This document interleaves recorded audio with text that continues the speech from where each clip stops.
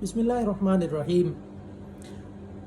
قال النبی صلی اللہ علیہ وسلم من رأى منکم منکرا فلیغیرہ بیدہ فإن لم یستطع فبلسانہ فإن لم یستطع فبقلبہ وذلک اضعف الایمان اضعف من الایمان او کما قال علیہ الصلوۃ والسلام.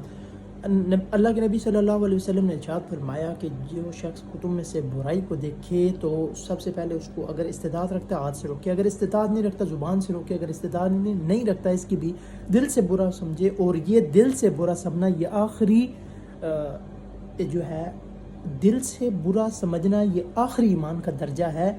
ٹھیک ہے، اس حدیث میں بتایا گیا. اب کوئی بھی برائی آتی ہے تو ہم اس کے خلاف آواز اٹھانا، اس کو برا سمجھنا، یہ تو درکنار، ہم اس کا حصہ بن جاتے ہیں. تو اب بتائیں گے ہم ایمان کے کس لیول پر. ایک چیز. دوسری چیز، پاکستان میں ایک ڈرامہ لانچ کرنے کی کوشش کی جا رہی ہے جو کہ انشاءاللہ امت کھڑی ہے، اور امت کے جو سوشل میڈیا انفلوئنسر ہیں جو اچھے ہیں، جو پازیٹیو رول امت کو سنوارنے میں اپنا کردار ادا کر رہے ہیں، ان کو سلام ہے. اور وہ ایک مشن پر دوبارہ کھڑے ہو چکے ہیں، اور انشاءاللہ لازوال عشق کے نام سے یہ جو ڈرامہ لانچ کیا جا رہا ہے یہ کبھی نہیں لانچ ہوگا. امت اس کا بائیکاٹ کرے گی، اور یہ بےغیرتی، یہ فحاشی، یہ بالکل اس کا جو ہے بائیکاٹ کیا جائے گا. آپ نے ٹک ٹاک پر ہماری بچیوں کی عزت نیلام کی، ان کی عزت کا جنازہ نکالا، آپ نے ان کو نچایا، آپ نے سب کچھ کر لیا. آپ اس کے بعد ابھی دوسرے سٹیپ پر چلنے لگے. آپ کو لوگ دیکھتے ہیں، آپ کو لوگ سنتے ہیں، آپ کے ڈراماز کو لوگ دیکھتے ہیں، پسند کرتے ہیں، تو آپ نے ایک نئی طرف آپ نکل پڑے. یاد رکھیں، امت ابھی سوئی بھی نہیں ہے. امت کے اندر اب بھی ایسے نوجوان ہیں، ایسی نوجوان لڑکیاں ہیں کہ جو پردہ دار ہیں اور جو حیادار ہیں، اور جو اس کلچر کو جو آپ پھیلانا چاہتی ہیں، یہ نوجوان لڑکے لڑکیاں انشاءاللہ اس کو رد کریں گے، اور اس کے خلاف آواز اٹھائیں گے، اور سوسائٹی میں اپنا پازیٹیو رول اور کردار ادا کرنے کی کوشش کریں گے.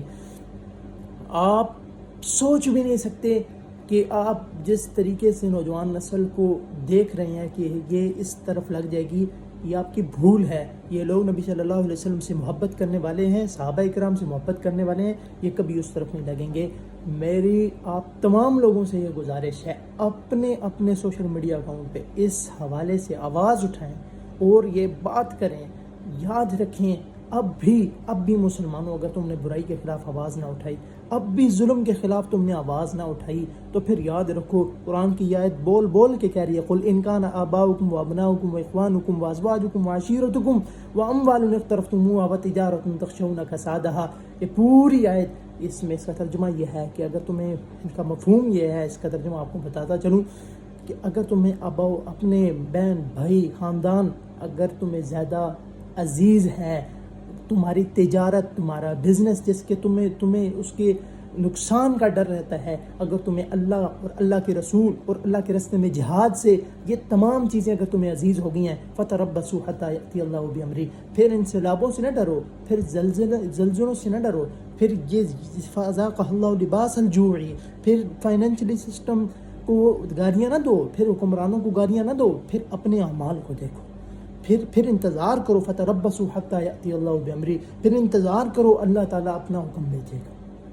اگر آپ اب بھی آپ اگر برائی کے خلاف نہیں کھڑے ہوتے، اب بھی برائی کے خلاف اپنا کردار ادا نہیں کرتے، اور آپ اگر اس کا حصہ بنتے ہیں، تو یاد رکھیں مرنا ہر بندے نے مرنا ہے.